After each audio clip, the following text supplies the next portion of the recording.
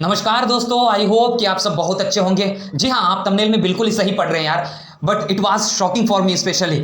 यार क्या बताएं, मुझे ही नहीं पूरे दुनिया को शॉक हुए होगी कि भाई ये क्या बता रहे हैं। आरबीआई की रिपोर्ट आया है कि भाई हम जो है 8.5 में की रेट से जो हम ग्रो कर रहे हैं इकोनॉमी में, ओ भाई साहब किसी को उम्मीद ही नहीं था।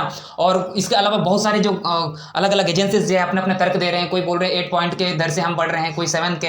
तो लेकिन अब आरबीआई ने चौंका दिया है कि इस जो एक क्वार्टर है, जून के मंथ के जो 3 महीना का क्वार्टर होता है, उस क्वार्टर में हमने इतना दर को हमने नापा है कि 8.5 के दर से, वो भाई साहब। और इसके बाद से ये सब एस्टिमेट लगाया जा रहा है कि भाई हम तो 4th लार्जेस्ट इकोनॉमिक बन जाएंगे एक साल के अंदर ही।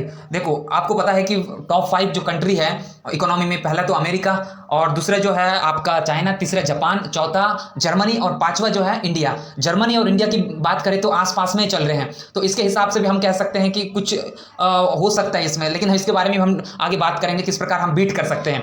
देखिए, इतने ज़्यादा ग्रोथ करने का कारण क्या है, क्यों इतनी ज़्यादा ग्रोथ आई। कई लोगों का मानना है कि यार अभी 2024 में चुनाव आ रही है, इलेक्शन के कारण जो है गवर्नमेंट्स बहुत ज़्यादा सतर्क। आपको पता है कि किसी भी देश में जो है चुनाव होता है उससे पहले ही गवर्नमेंट्स काम करने शुरू करते हैं 1-2 साल पहले।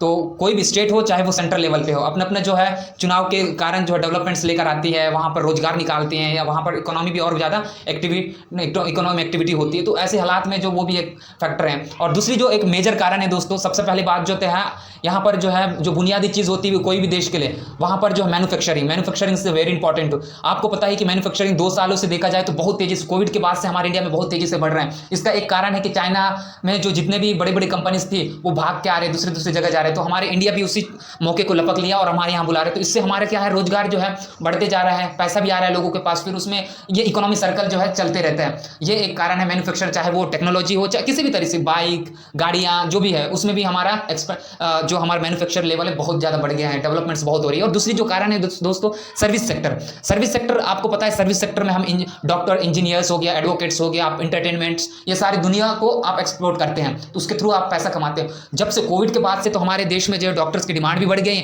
और हम दूसरी जगह भी मेडिसिन वगैरह ले जा रहे हैं, हम डॉक्टर्स को भी भेज रहे हैं। तो ये एक कारण है जो बहुत ज़्यादा ग्रोथ करने का। हम विशेष करके हम अपने पड़ोसी देशों बांग्लादेश, श्रीलंका, नेपाल को हम सर्विस जो है एक्सपोर्ट कर रहे हैं, ये एक कारण है। अब आती है दोस्तों कि क्या हम जर्मनी को पीछे छोड़ सकते हैं 1 साल में?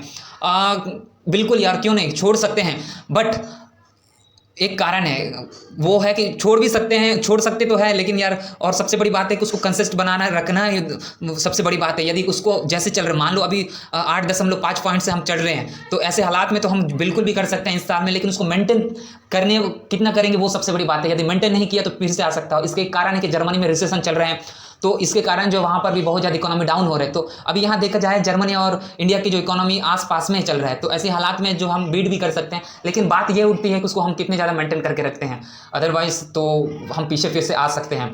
तो ये है दोस्तों, आप इस मुद्दे पर क्या समझते हो, आपकी क्या राय है, आप मुझे कमेंट करके बता सकते हैं। आपको मैं डेफिनेटली जवाब दूंगा उसका। थैंक यू दोस्तों, मिलते हैं नेक्स्ट वीडियो में।